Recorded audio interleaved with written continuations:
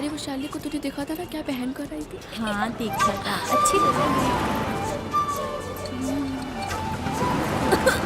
उस्ताद हंसमुखिया तोरा के सिग्नल देती है। तू अपन काम कर ना तो तोर सिग्नल जाम कर दे, बुझले? हाँ ठीक बा ठीक बा।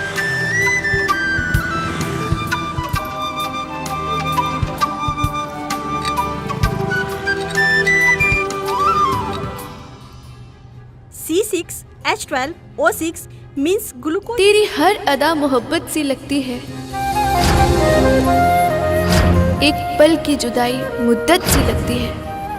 पहले नहीं अब सोचने लगे हैं हम कि जिंदगी के हर लम्हे में तेरी जरूरत सी लगती है। The blood of animal as blood sugar.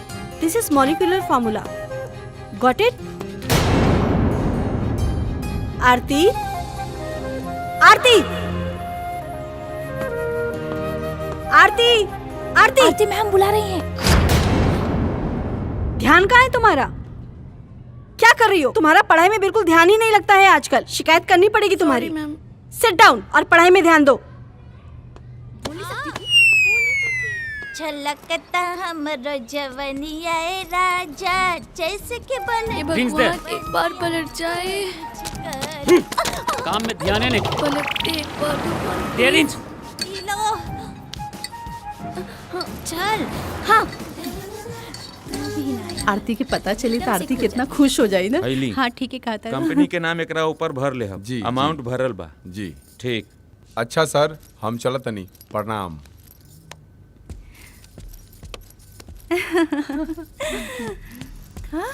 आरती, देखा था हमरा फूल जैसन बेटी के चेहरा स्कूले पैदल आवत जात कैसन मुरझा गईल बेटा। लेकिन कोनो दूसर बात तो नहीं है ना? नहीं खे ना बाबूजी, कोनो बात नहीं खे। रास्ता में कोनो लइका वइका छड़ ले बा का? नाम बताओ, गोलियां मार दे बोकरा के। राम, बात बात पे गोली और बंदूक की बात ना करे के, जगह और माहौल देख के बात कल जाला। बेटा सही बतावा, दूसर बात नहीं है ना कोनो? ना बाबूजी, कोनो ऐसन बात नहीं खे।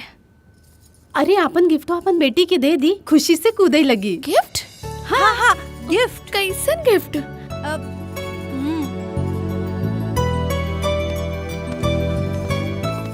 चलिए दीदी, चलो।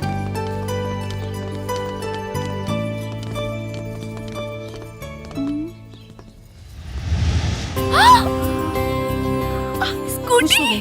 तोरा खातिर। थैंक यू पापा जी। पापा जी अगर चाबी चाबी तो हमरा लगे बा। दी ना चाचा जी चाबी। अरे चाचा जी दी ही ना चाबी। पापा चाबी। दे दी भैया। दे दे। ले।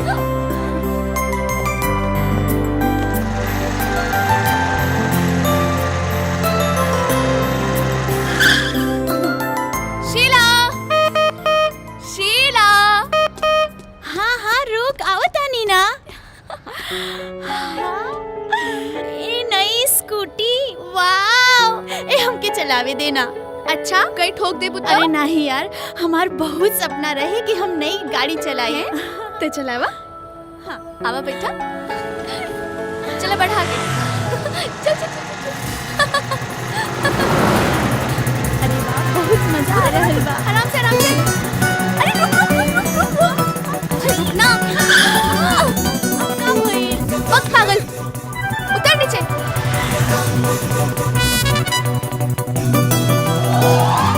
ई का करे दारू? स्टार्ट करो।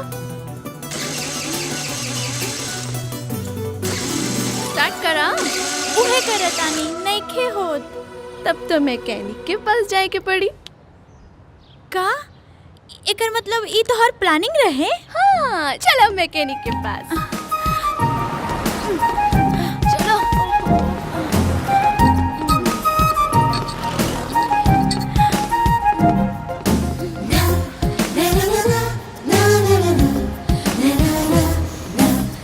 Sonu auto garage.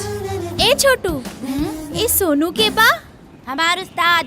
ओ चढ़ गइल मछली छाछे पर, दिल लेके हाथे पर। शीला, हाँ बोल रहा हमारी स्कूटी खराब हो गई बिया, ठीक कर दे। हमरा पास टाइम नहीं खे। ढेबरी तू देख ले। ठीक बा उस्ताद।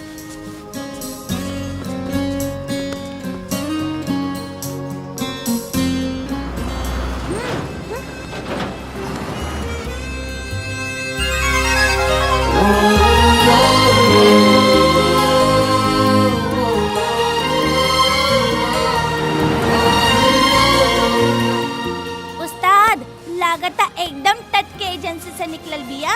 ए मरीज के बीमारी हमरा से त ना धराई। ठीक से चेक कर। हमरा तो बुझाते नहीं कि हम पेंचरे साटीला ना और काम हमरा से ना होखी। हाँ तू सरऊ जिंदगी भर पेंचरे सटवे। शीला बोल दो कि चेला चपाटी के चक्कर छोड़ के खुदे ना चेक कर ले। हाँ हम कहनी नु हमरा पास टाइम नहीं खे। कोनो बात नहीं के, हमरा पास अफराद टाइम बा। हम ना एजे बैठल बानी।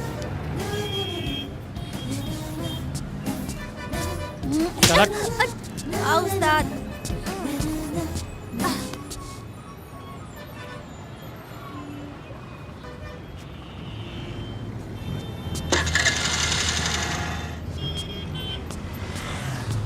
ढेबरी जी उस्ताद। 100 रुपया ले ले। ठीक बा। शीला हाँ बोल दो, गाड़ी चला के देख ले कहाँ कुछ और गड़बड़ी हो के तो। ढेबरी जी। जो चला के देख ले। शीला हाँ बुझ गई नी। गाड़ी जे रिपेयर कैले बा उहे चला के दिखाई, तबे तो सर्विस चार्ज मिली।